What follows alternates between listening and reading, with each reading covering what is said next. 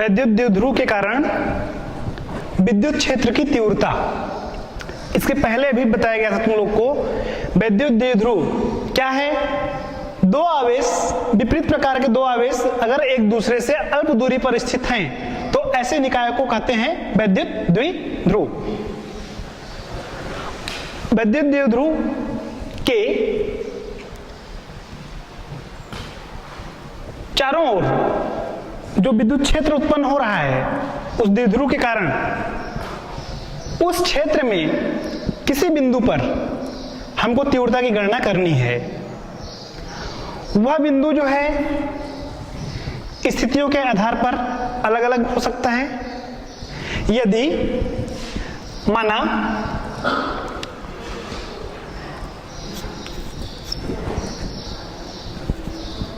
ऋण Q और धन Q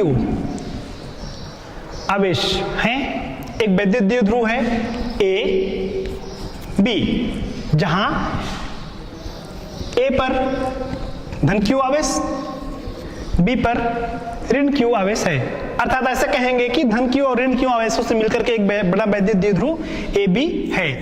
इस द्विध्रुव के दोनों ध्रुवों के बीच की जो दूरी है वह दूरी है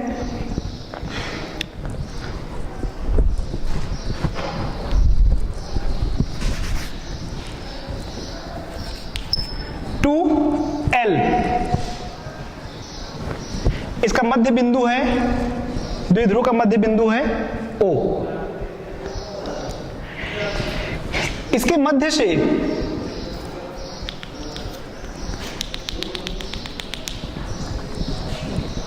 R दूरी पर द्विध्रुव के बढ़ाए गए अक्ष पर, ये मध्य है, यहां से R दूरी पर इसी अक्ष पर एक बिंदु है, बिंदु P। वहां पर कोई एकांक धनावेश रखा हुआ है। माने हम मान लिए कि बिंदु P पर कोई एकांक धनावेश रखा हुआ है। अब इस द्विध्रुव के कारण इस स्थिति में जो तीव्रता हम ज्ञात करेंगे बिंदु P पर जो कि इसके अक्ष पर है, उस स्थिति को कहा जाएगा अक्षीय स्थिति। इस स्थिति में तीव्रता ज्ञात करते समय अब धन Q आवेश के कारण तीव्रता आएगा, ऋण Q आवेश के कारण तीव्रता आएगा, फिर कुल तीव्रता हम ज्ञात करेंगे। तो सबसे पहले A पर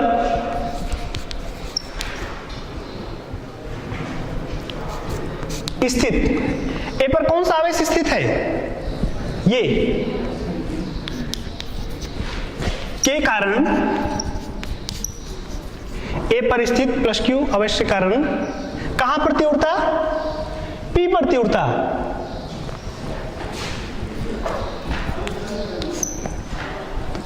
P पर तीव्रता। कुछ देर के लिए यह मान करके कि यह अकेला आवेश है, जैसे भी बताया गया था कि एक अकेला आवेश है तो उसके कारण तीव्रता क्या आ जाता है? Equal to 1/4πε0 Q/R²। यही सूत्र प्राप्त हुआ था, बस वैसे ही। तो इसके कारण यहां पर तीव्रता बराबर E1 बराबर आ जाएगा 1/4πε0 Q, और इन दोनों आवेशों के बीच की दूरी का स्क्वायर। दूरी कौन है? A और P, आ जाएगा AP का स्क्वायर, या 1/4πε0 Q। ये यहां से यहां तक की दूरी है, उस दूरी को माने थे R। ये टोटल R है, इतना यहां से निकल गया, ये बचा हुआ दूरी क्या हो जाएगा, R माइनस L पूरे की घात 2। ठीक, इसमें एक चीज ध्यान देना है थोड़ा सा, व्यंजक की स्थापना के समय में जो दो आवेश ले रहे हैं उन आवेशों में यह देखना है कि उसके परितः माध्यम क्या है। सिर्फ एक ही माध्यम के लिए लेकर के बना रहे हैं या दोनों के लिए, दो स्थितियों के लिए। अगर वायु या निर्वात है तब तो ऐसा व्यंजक लिखेंगे, उस स्थिति में सूत्र ये वाला आता है, बताया गया था तुमको ऐसा यूनिट में, वायु या निर्वात वाली स्थिति में ऐसे व्यंजक। यदि वहां पर कोई माध्यम है तब क्या लगेगा इसमें बताओ, यहां पे माध्यम का परावैद्युतांक आ जाएगा जो कि इस जगह पर रहेगा। ये ऐसे कंप्लीट हो गया। तीव्रता एक सदिश राशि है तो इसकी दिशा भी हमको बताना पड़ेगा। दिशा के बारे में थोड़ा सा यहां पर ध्यान दो। ये धन आवेश, यहां पर भी धन आवेश लिए। सामान्य नियम बहुत जो इसके बारे में बताया गया है, धन और धन आवेशों में क्या होता है, प्रतिकर्षण। यहां पे बल लगेगा, तीव्रता भी एक प्रकार का बल है, तो उस आधार पर इसमें जो दिशा हो जाएगी वो किधर हो जाएगी, E1 की ये कहां से कहां, A से P की ओर। तो इस तरीके से इसको हम लिख सकते हैं। क्योंकि व्यंजक की स्थापना कर रहे हैं, पूरे पॉइंट को व्याख्यात्मक रूप में नहीं लिखना है, तो ये ऐसे लिख दिए, AP दिशा में। दिशा शब्द नहीं लिखोगे तब भी बन जाएगा, ये चिन्ह लगा दिए ना, हो गया।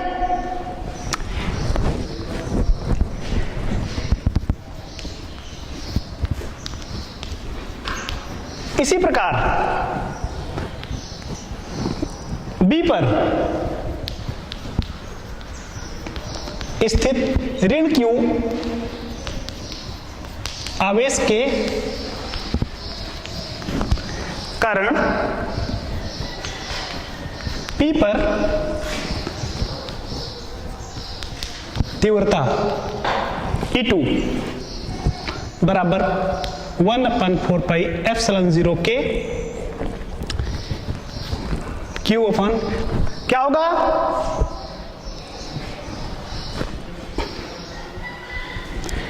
यहां से यहां की दूरी, यहां तक की दूरी है R, यह दूरी है 2L। 2L का हाफ क्या हो जाएगा, L।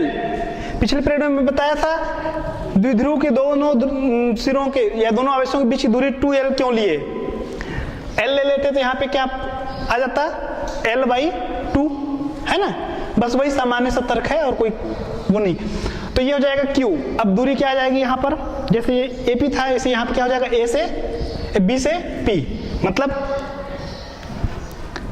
BP का वर्ग बराबर 1/4 पाई एप्सिलॉन 0 के Q अपन ये हो जाएगा R प्लस L पूरे की घात 2। दिशा कहां से कहां होगी,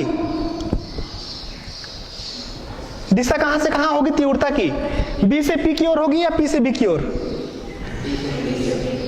B से P की ओर। क्यों, ठीक, माइनस प्लस। अब देखो यहां पर पहले बताना, आकर्षण बल लगेगा या प्रतिकर्षण बल लगेगा, आकर्षण है ना। तो B से P की ओर बोल रहे हो तो ये इधर बाहर की ओर आकर्षित कर रहा है क्या, वो तो बाहर कर रहा है मतलब प्रतिकर्षित कर रहा है ना। थोड़ी देर के लिए ये बता दिए चलो कि ठीक है आकर्षण कर रहा है, तो आकर्षण कैसे करेगा, P इसको अपनी ओर खींचेगा या ये Q आवेश इस एकांक आवेश को अपनी ओर आकर्षित करेगा, कौन किसको करेगा, एकांक आवेश को माइनस Q आवेश अपनी ओर आकर्षित करेगा। पहले ही बताया था कि परीक्षण आवेश जो है वह जो मूल आवेश है, मूल आवेश मतलब जिसका क्षेत्र है उस क्षेत्र के प्रभाव से कैसा रहता है, कम प्रभाव वाला, ठीक है। इस कारण से इस पर बल लगेगा, इस एकांक आवेश पर बल लगेगा, और यह एकांक आवेश पर कौन सा बल लगेगा? आकर्षण बल लगेगा। कौन लगाएगा? यह आवेश लगाएगा। इस कारण से जो दूसरा क्षेत्र है, या ऐसा कहें जो तीव्रता है, उसकी दिशा ऐसे हो जाएगी, P से B की ओर। ये कुल तीव्रता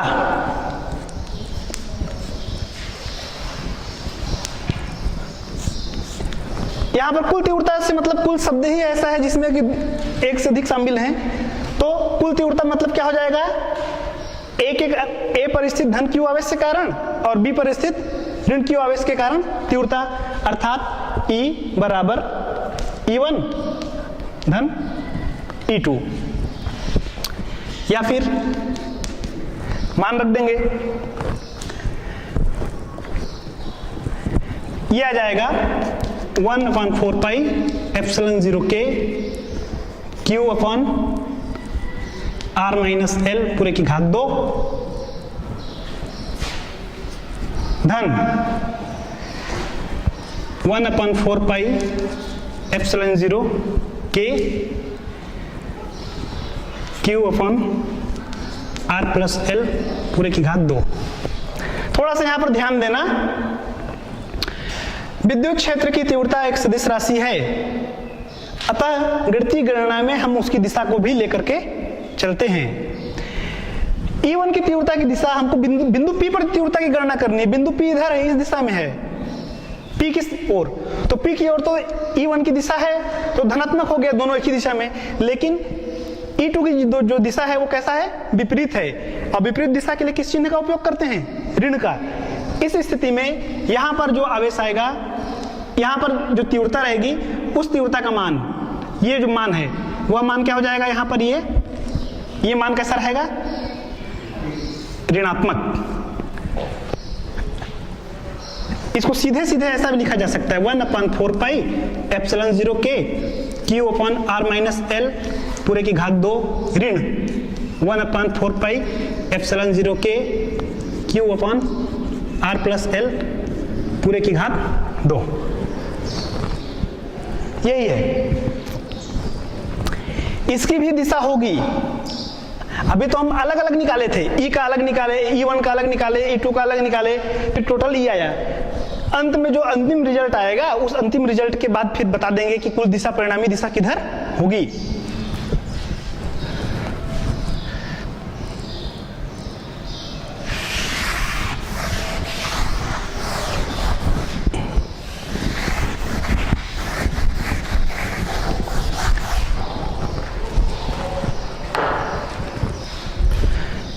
हल कर लेते हैं इसको। क्या आता है? अब उभयनिष्ठ ले लेंगे, 1/4 पाई एप्सिलॉन 0 K Q को भी बाहर ले लिए,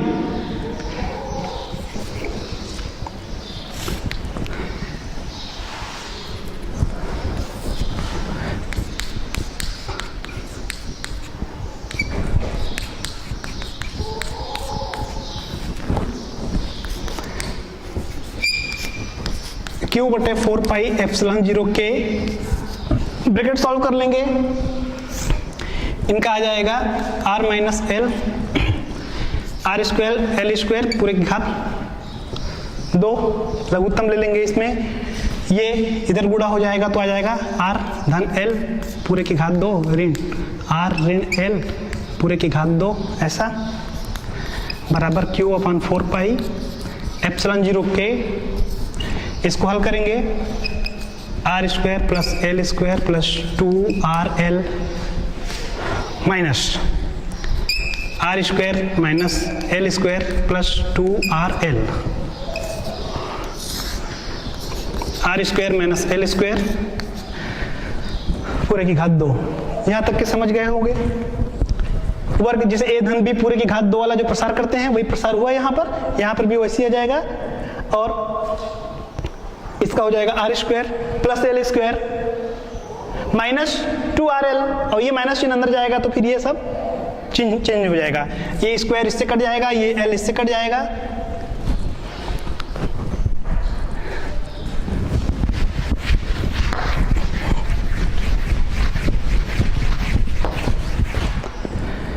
ई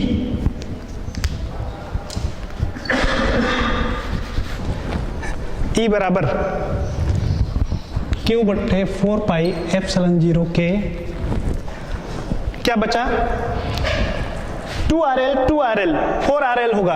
अब 4RL को ऐसा लिख सकते हैं 2 into 2RL R square minus L square whole square.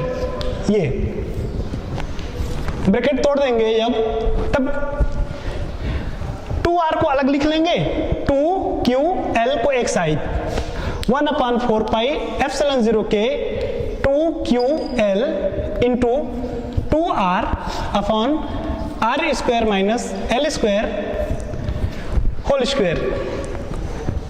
यहां पर 2QL इक्वल टू होता है P, वैद्युत द्विध्रुव आघूर्ण, इसलिए तीव्रता E बराबर आ जाएगा 1/4 पाई एप्सिलॉन 0 के 2QL के बदले में P, ये 2R है तो इसको और लिख लिए ऐसा 2PR R square minus L square पूरे की घात 2।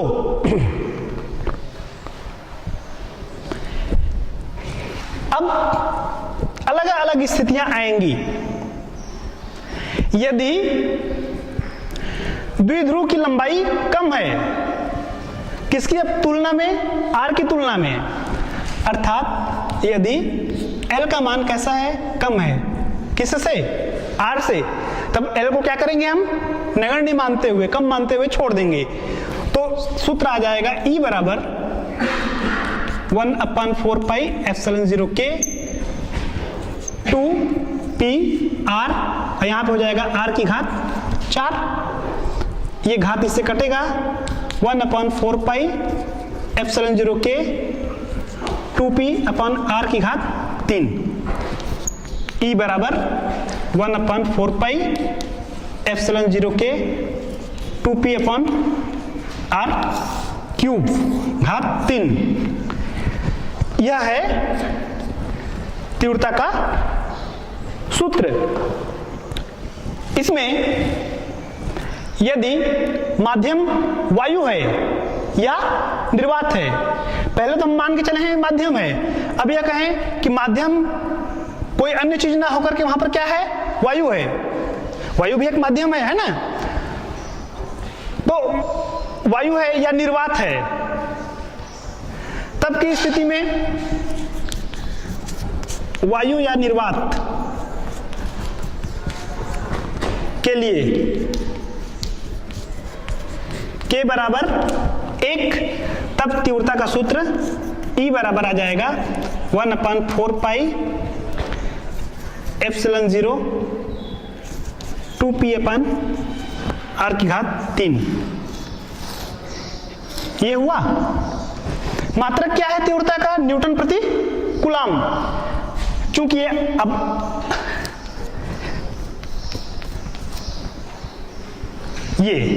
ये रहा उत्तर। अक्षीय स्थिति में वैद्युत द्विध्रुव के कारण अक्षीय स्थिति में किसी बिंदु पर विद्युत क्षेत्र की तीव्रता का दिशा के बारे में बताया गया था। अब दिशा किधर होगी, लास्ट रिजल्ट कैसा आया है, धनात्मक। दिशा किधर होगी, धन दिशा में, अर्थात किस तरफ, P की ओर, बिंदु P की ओर। बिंदु P की ओर मतलब कहां से कहां, ऋण से धन की ओर। समझ गए। अब दूसरी स्थिति देखते हैं।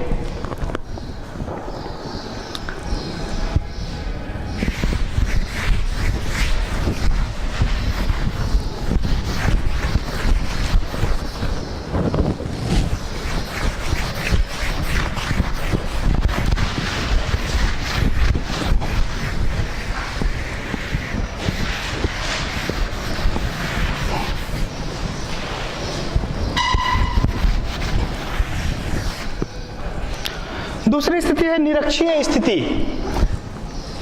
दोनों स्थितियों के बारे में भी बताया था तुमको।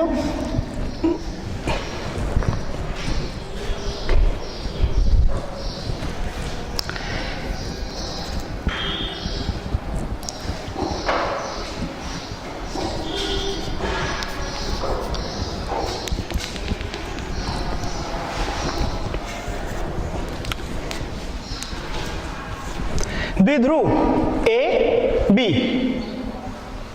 निरक्षीय स्थिति कहां पर होगी?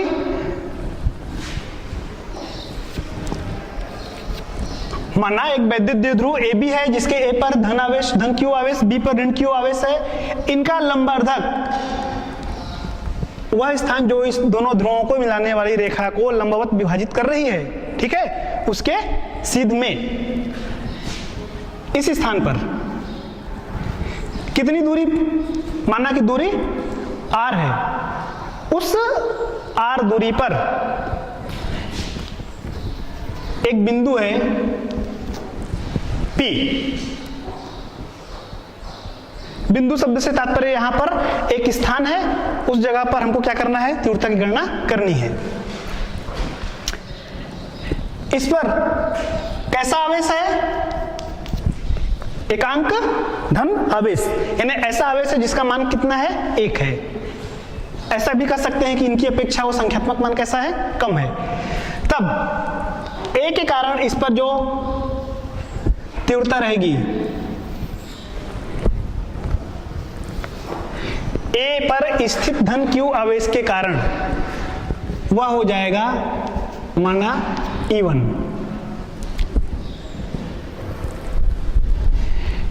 B पर वाली स्थिति के लिए हो जाएगा E2। इन दोनों ध्रुवों के बीच की जो दूरी है, वैद्युत ध्रुवों या दोनों बिंदुओं के बीच की, वैद्युत ध्रुव के दोनों आवेशों के बीच की दूरी 2L।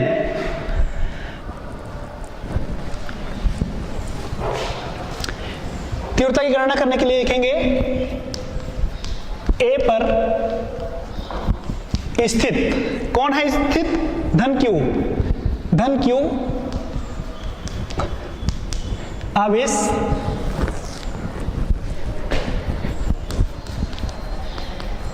के कारण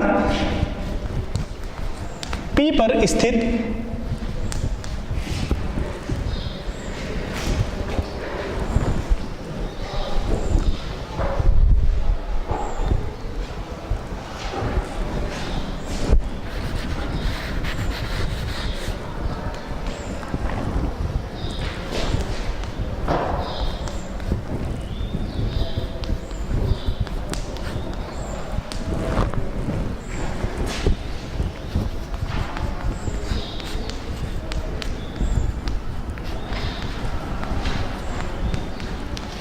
ये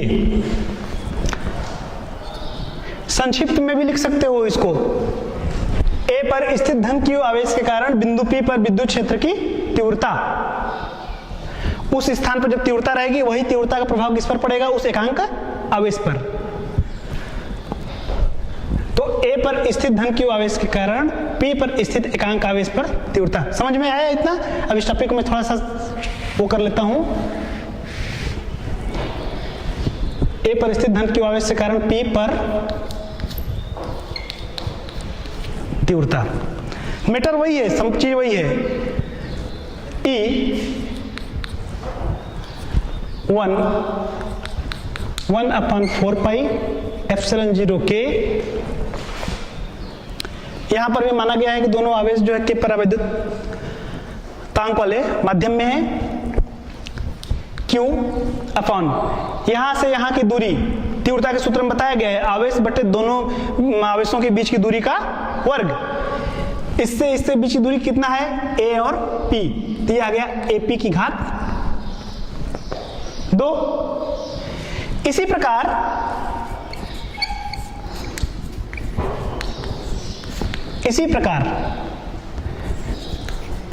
B पर स्थित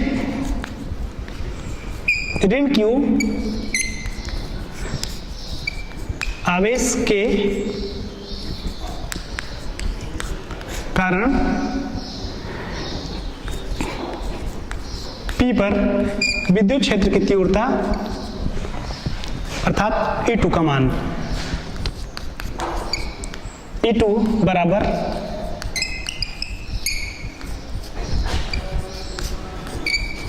BP की घात 2। अब यहां पर दिशा वाली बात है, दिशा को समझना है। दिशा कैसा होगा, देखो धन आवेश, दिशा किधर हो जाएगी, ए से पी की ओर। इसमें दिशा कहां से कहां होगी, पी से बी की ओर।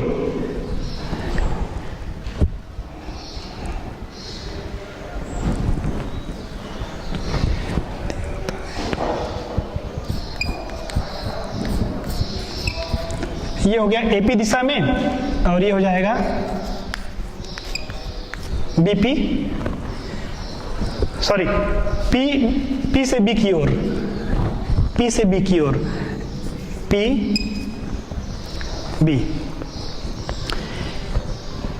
यहां पर बी से पी की दूरी, ए से पी की दूरी कैसी है, बराबर, एक समान, अर्थात एपी, ए से पी तक की दूरी और बराबर पी से बी तक।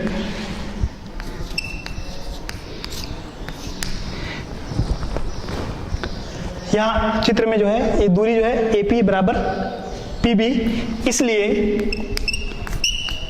E1 का मान बराबर E2।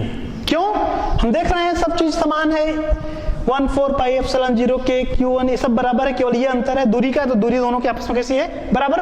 दूरी बराबर है तो दोनों की तीव्रताएं कैसी हो गई, एक समान। परिणामी तीव्रता,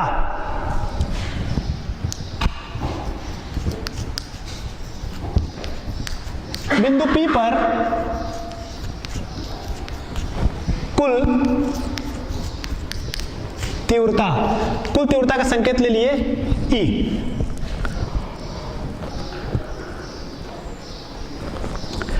वह हो जाएगा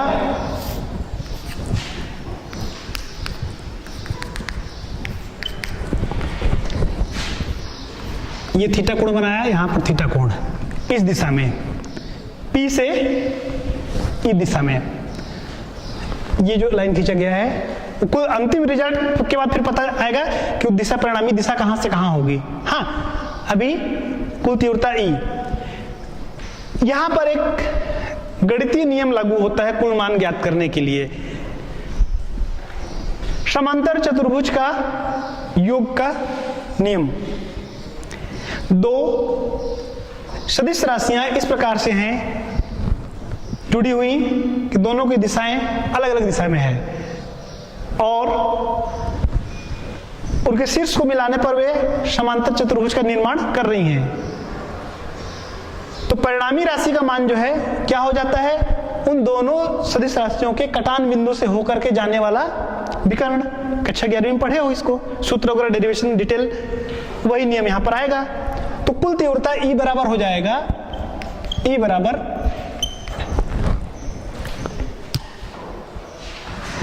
दिशा वो हो गई, उसकी दिशा कटान बिंदु से होने वाली है, उसका मान बराबर क्या होता है, तो मान बराबर हो जाएगा E बराबर E1 square E2 square, E1 square plus E2 square plus 2E1 E2, दोनों राशियों के बीच में बनने वाले कोण की कोज्या पूरे का वर्गमूल।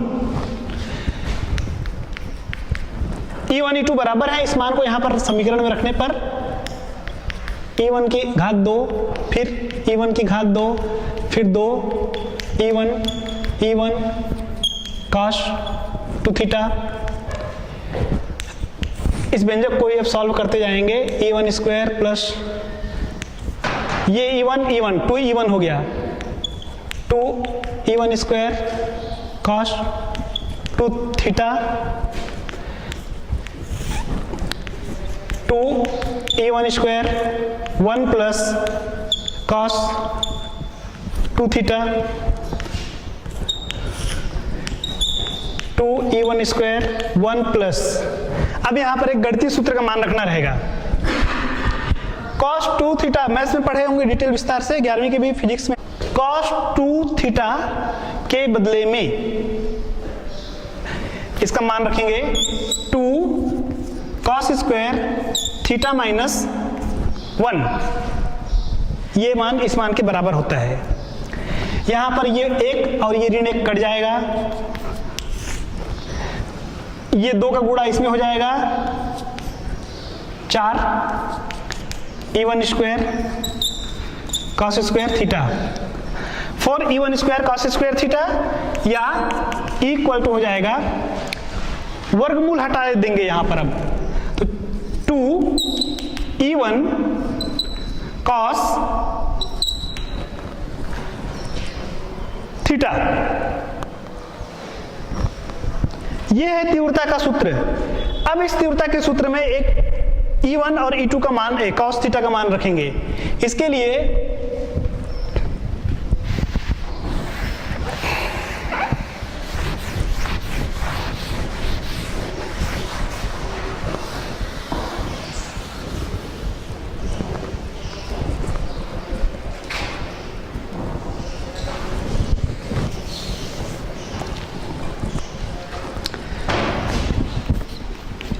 E बराबर 2E1 कॉस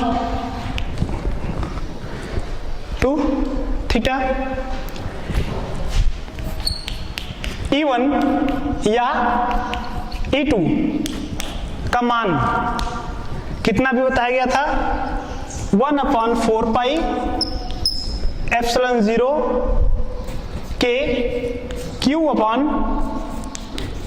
AP स्क्वायर या 1/4 पाई एप्सिलॉन 0 के Q upon P B square, इनका मान था। A से लेकर के P तक की दूरी या B से लेकर के P तक की दूरी। यहां पर AP या PB का मान कितना है, पाइथागोरस प्रमेय से ये लंब आधार कर्ण प्रमेय पढ़े होंगे। लंब का वर्ग बराबर कर्ण का वर्ग बराबर आधार का वर्ग धन लंब का वर्ग का योग।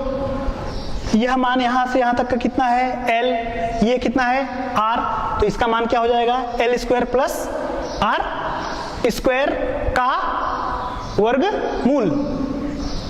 ये ऐसा वर्गमूल R square plus L square, AP का मान कहो या PB का मान कहो, ये इतना आया। इस मान को यहां पर रखने पर E1 का मान या कहें E2 का मान है ना, वह मान कितना आ जाएगा, 1/4 पाई एप्सिलॉन 0 के Q upon root R square plus L square. यह है, इस मान को यहां पर रखेंगे। उसके पहले एक मान और पता करना है हमको, कॉस थीटा का मान त्रिभुज AOP में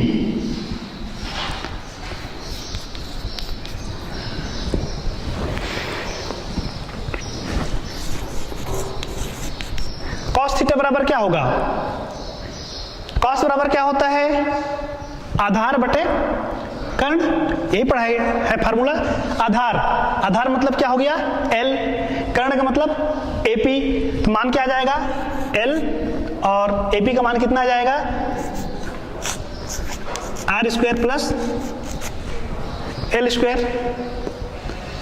हाँ, एक चीज यहां ध्यान दो, तीव्रता के सूत्र में ये क्या था, दूरी का वर्ग था। दूरी का वर्ग होने के कारण यहां पर क्या आ जाएगा, इसका वर्गमूल। समझ गए। अब इस मान को और इस मान को इस समीकरण में रखने पर, अर्थात E1 बराबर 1/4 पाई एप्सिलॉन 0 के into R square plus L square. ये Q को भी Q upon R square plus L square को, और cos थीटा बराबर L upon root R square plus L square का मान समीकरण equal to 2E1 cos theta में रखने पर 2 अपॉन 4 पाई एप्सिलॉन 0 के क्यू E1 का मान रख लेते हैं R square plus L square और इसका cos थीटा का मान L upon root R square plus L square. E का मान क्या आया? इक्वल टू 2 मतलब ये वाला 2 है, Q अपॉन 4 पाई एप्सिलॉन 0 के R square plus L square. ये तीव्रता का मान है, चाहे बिंदु A से P पर तीव्रता रहे या बिंदु B से P पर तीव्रता, दोनों मान समान है दूरी समान होने के कारण उसका मान इंटू cos थीटा का मान रख लिए L upon root R square plus L square. आगे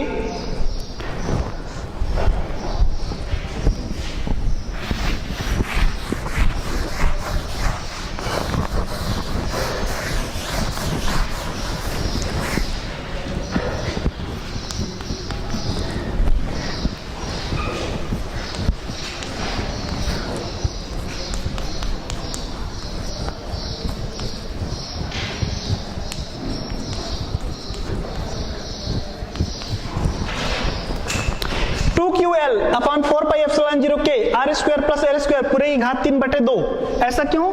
ऐसा इसलिए कि यहाँ पर घात 1 है और ये वाला घात कैसा है? आधा। दोनों मिलकर घात कैसा बन गया? 3/2।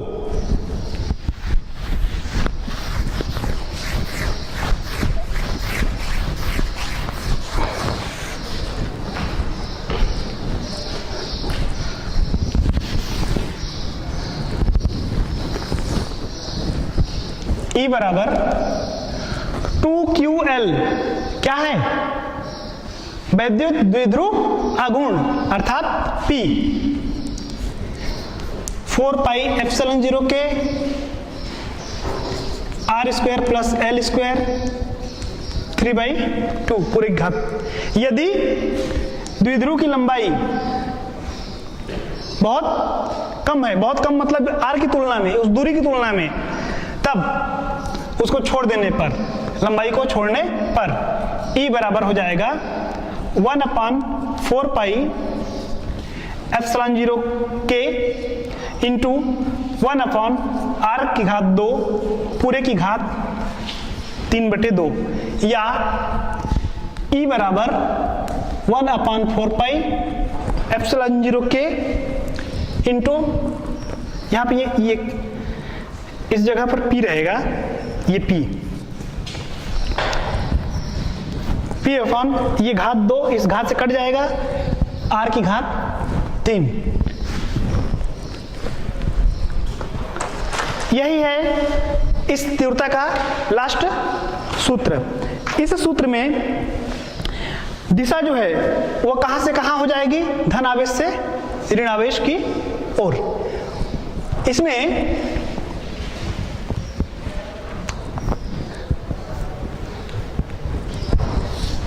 यदि माध्यम वायु है या निर्वात है तब की स्थिति में के बराबर 1, वायु या निर्वात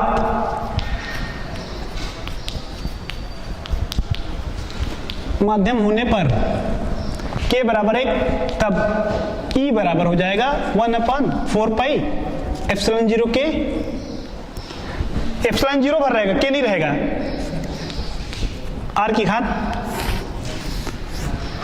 3 न्यूटन प्रति कूलम। निरक्षीय स्थिति में विद्युत क्षेत्र की तीव्रता E बराबर 1 upon 4 pi epsilon 0 into P upon R की घात 3।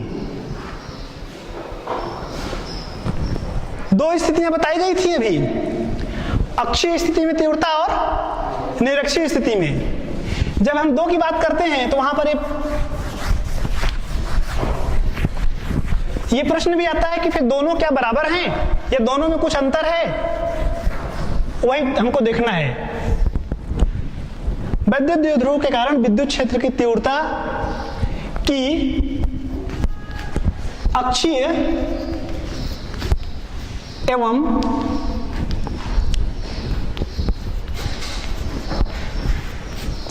निरक्षीय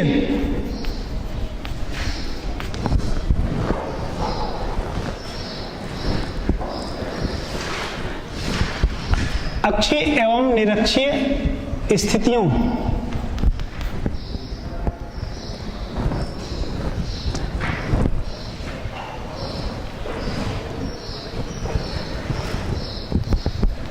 में वैद्युत द्विध्रुव के कारण विद्युत क्षेत्र की तीव्रता की तुलना,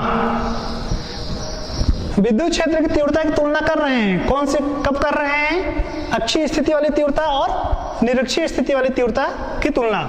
माना अक्षीय स्थिति में वैद्युत द्विध्रुव है, तब उसकी तीव्रता का सूत्र है 1/4 पाई एप्सिलॉन 0 2p r की घात 3। यह सूत्र प्राप्त हुआ था हमको जब माध्यम वायु निर्वात है, उस स्थिति में अक्षीय स्थिति में तीव्रता का सूत्र। निरक्षीय स्थिति में तीव्रता का सूत्र हमें प्राप्त हुआ 1/4 पाई एप्सिलॉन 0 p r की घात 3। ये समीकरण नंबर 1 ले लिए, इसको समीकरण नंबर 2। समीकरण 1 में समीकरण 2 से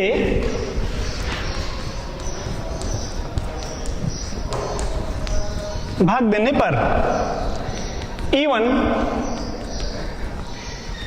upon E2 equal to 1/4 pi epsilon 0 2p upon r cube पूरे का upon 1/4 pi epsilon 0 p upon r की घात 3।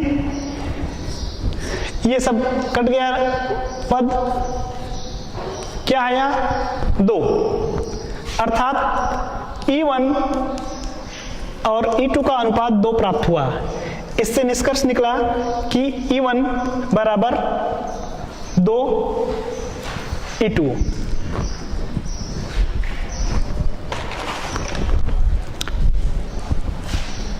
ये कौन सी तीव्रता का सूत्र है? ये अक्षीय स्थिति।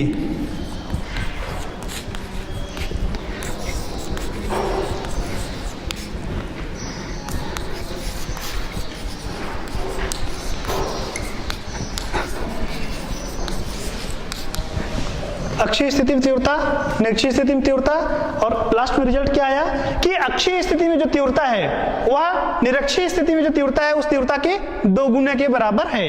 अर्थात अक्षीय स्थिति में जो विद्युत द्विध्रुव के कारण जो प्रभाव पड़ता है वह प्रभाव निरक्षीय स्थिति में जो प्रभाव पड़ रहा है उस प्रभाव की अपेक्षा ज्यादा होता है। समझ गए?